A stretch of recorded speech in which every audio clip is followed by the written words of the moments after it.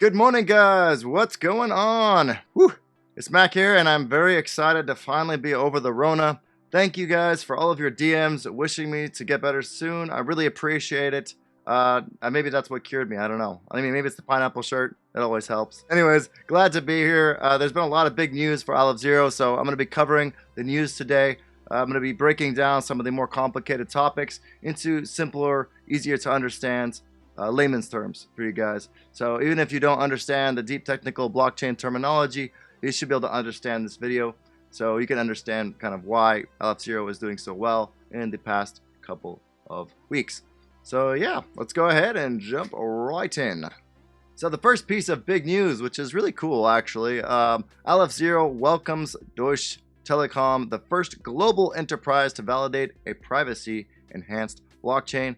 So Deutsche Telekom, otherwise known as T-Mobile in the United States, it's I think their baby company in the United States. They're very famous. Okay, they're a multi-billion-dollar company, hundreds of employees, I think thousands of employees, huge company, and they basically are doing the same job for Aleph Zero that Cryptstar has been doing for a year now. So it's kind of cool that a big company like this has decided to take on the initiative of supporting a blockchain, especially since now that we can see that Aleph Zero really has a technological advantage over many of the other blockchains out there, and it also has the privacy advantage where banks and everything can go ahead and utilize the back end of liminal and common to go ahead and run their financial institutions and utilize the on-chain and off-chain liquidity, which is the aggregated liquidity that Common plans to launch. I'll be talking about that later in the video today. So yes, Deutsche Telekom has gone ahead and launched their validator node, so they've already actually gotten a huge amount of stakers. You can take a look here on the Aleph Zero Explorer. You can see Deutsche Telekom. They've already reached 709,000 Azero stake to them. That's even bigger than Cryptstar. Like we got up to 530 last week, and I was like super stoked. And like these guys come along and they just smash us out of the water, like holy cow. But I mean, they're a huge company, so it makes sense. And a lot of you can tell by looking at the numbers, they have 39 people staked to them. So that means that some of these guys are pretty big players. They have pretty big bags. So they definitely have pulled in the big boys to the party. So very excited for that. Make sure you guys, if you're staking to a validator node, make sure you check out here. Try and decentralize it a bit. Make sure that you go ahead and we're going to try to spread it out a little bit among the different validators. That way the Aleph Zero doesn't get too conglomerated around certain validator nodes. But on the same note, it's really important to protect your own bags and stake to a validator that is going to have good uptime so you don't lose your rewards. So it is kind of a, trying to balance, it's a balancing act, but it's not that difficult. All right, so let's jump into the next bit of news today, and that is the Common white paper has been released. Now, if you don't know what Common is, it is a decentralized exchange that the Aleph Zero core team has been working on for about a year and a half now, I think. The Common white paper is now released, so this is really interesting news for me. They basically came out with all the main points that Common is going to go ahead and try to solve.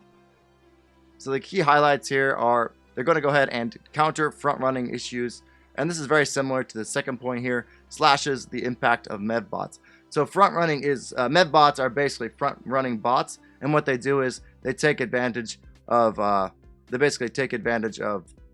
arbitrage across exchanges. So they're trying to create smart contracts or put in measures that prevent MEV bots from being able to go ahead and scan the blockchain to take advantage, and basically they'll do like if you submit a transaction to Ethereum, a MEV bot will come in and take and submit the transaction first, and then they can take a cut of it basically because they can get the arbitrage from another exchange because they found a cheaper exchange, and they can take the difference from you rather than you making any money. These bots, people make these bots of course, but these bots make a lot of extra money because a lot of these exchanges, they can't guarantee the price for you, and they touched on this point in their Twitter space or X spaces last week. So basically you want to make sure that you get a certain price, and the way Common is planning to do that is you can set a price of what you want to pay, and you don't want to pay anything more or anything less than that, and that will prevent the MEV bots from going ahead and do that. And they also have other measures besides that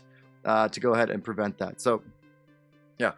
Another interesting point here is the encourages large-scale transactions. So this is also ties into the next part, expansive liquidity by aggregation. So the aggregation is going to go ahead and bring together different liquidity from different protocols and provide cross-chain transactions, things like that, and also have institutions that, for example, 21X, they're a European DLT exchange. They're working closely with the Common team and with Aleph Zero core team. Go ahead and provide this other liquidity sort of to the Common protocol. So this is basically what they're talking about here, these next 2 points. And of course, these next 2 points are pretty separate, with prioritizing user privacy and elevates price efficiency in DEX trading. For prioritizing user privacy, they're going to be using Liminal, and Liminal basically be a privacy layer. So Darksidesuits, a project that we're launching, we also hopefully we want to be able to use this Liminal pool, and we can have players who want to go ahead and play the game in a sort of, what do you call it, a private way. They can go ahead and participate in the pool flips, but if they want to go ahead and participate in the normal games and have their Azero ID there and have to be involved in competitions and stuff like that, then they can go ahead and utilize just the normal pool that we'll have for Darksidesuits. But we do want to have we also want to take advantage of the user privacy features that Aleph Zero provides, which is one reason why we launched the Darksidesuits on Aleph Zero. Now, elevating the price efficiency in DEX trading. So this is really cool to me, but making sure that people get the proper price that they want to pay. So they're going to have order book trading as well, I think. So this is, yeah, very good, exciting news, guys. If you want to go ahead and take a look, I think 2 of the main points of the Common DEX will be price efficiency. So the fragmentation of liquidity across DEXs continues to hinder optimal pricing for users and decentralized exchanges. Moreover, the risk of falling victim to various MEV tactics such as front-running and sandwich attacks considerably exacerbates the appeal of centralized exchanges for larger scale trading. The lack of privacy, the open nature of blockchain transactions, which allows anybody to inspect transaction records of any blockchain user, poses a significant privacy concern. For this reason, many users prefer centralized exchanges where they can, at the very least, hide their trading activities from other users and general public, albeit at the cost of ceding control to the exchange. So this is the main issues that Common is trying to fix, and basically right now there's nothing like this in the crypto sphere. So very exciting news, guys.